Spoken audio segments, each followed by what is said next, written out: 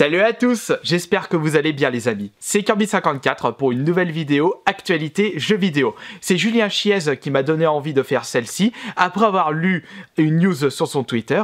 EA a décidé de supprimer temporairement les microtransactions sur Star Wars Battlefront 2 car ils avaient mis un peu trop en avant ce principe-là.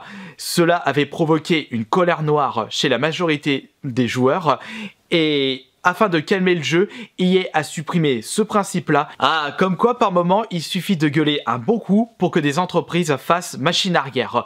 On avait eu le droit au même cas en 2013 avec la Xbox One.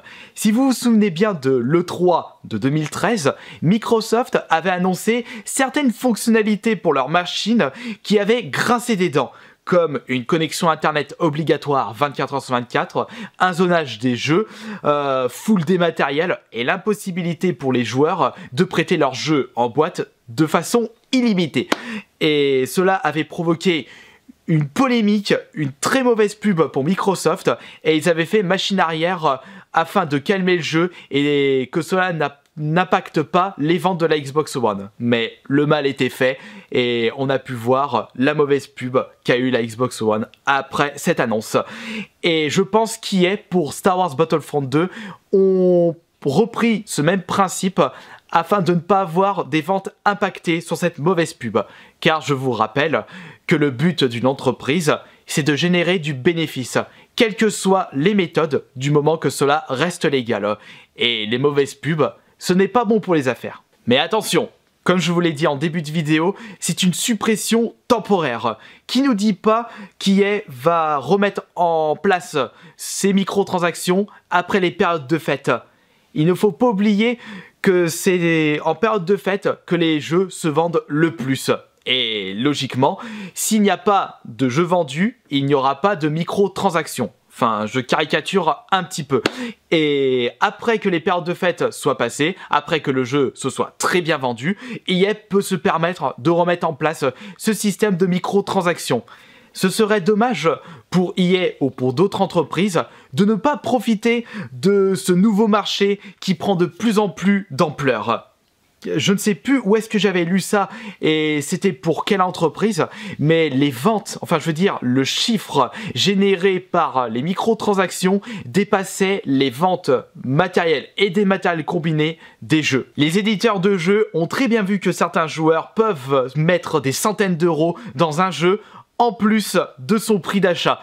Ce serait dommage de ne pas en profiter, faut se mettre à leur place. Mais dans le cas de Star Wars Battlefront 2, j'ai comme l'impression qu'EA a été un petit peu trop gourmand, en avantageant un peu trop les joueurs adeptes des microtransactions ou qui ont un gros portefeuille. De mon côté, enfin de mon point de vue, les microtransactions doivent uniquement s'arrêter aux skins et aux éléments qui n'impactent pas les compétences des joueurs. C'est un petit peu de l'anti-jeu de jouer contre un joueur qui a un personnage ultra pété car il a décidé de mettre 100 € supplémentaires dans son jeu vidéo.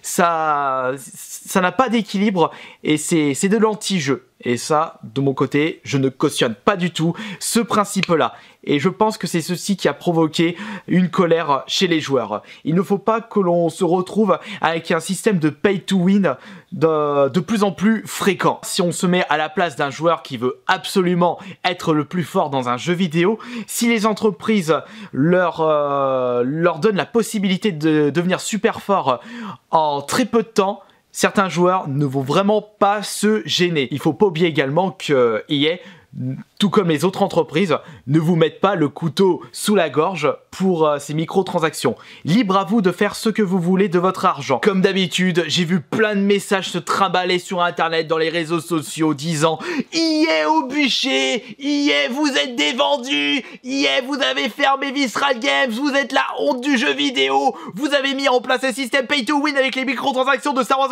Battlefront 2. » Non, je vous arrête tout de suite.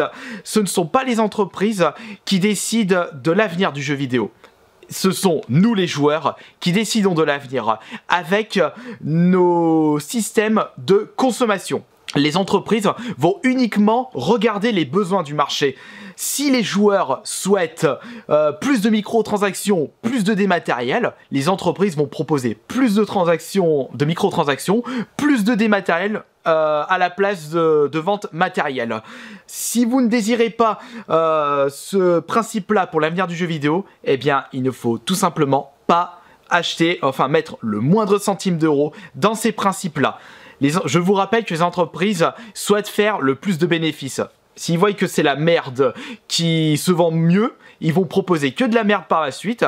Mais si les joueurs souhaitent plus de qualité, eh bien les entreprises proposeront plus de qualité. C'est comme ça que ça marche dans le monde du commerce. Je me souviens que toute cette mascarade avait commencé avec les packs de cartes Call of Duty en DLC, si vous vous souvenez bien, à 10-15 € les 5 cartes, un truc comme ça. Et tout de suite, ça avait bien gueulé à l'époque. Oh, l'avenir du jeu, c'est pas super bon avec ça. Et bah ça, c'est la faute aux joueurs qui achètent en masse ces DLC. Et à l'heure actuelle, on se retrouve avec de plus en plus de DLC, de contenus qui ont été enlevés du jeu de base et qui sont proposés en contenu DLC. Si les entreprises voient que ça marche super bien et qu'il y a beaucoup de pigeons pour acheter ce genre de produit-là, ils ne vont vraiment pas se gêner. Pour conclure cette vidéo, si vous ne désirez plus de système microtransactions pay to win pour les futurs jeux, un bon petit coup de gueule ne fait pas de mal, mais surtout, n'investissez pas le moindre centime dans ces systèmes-là.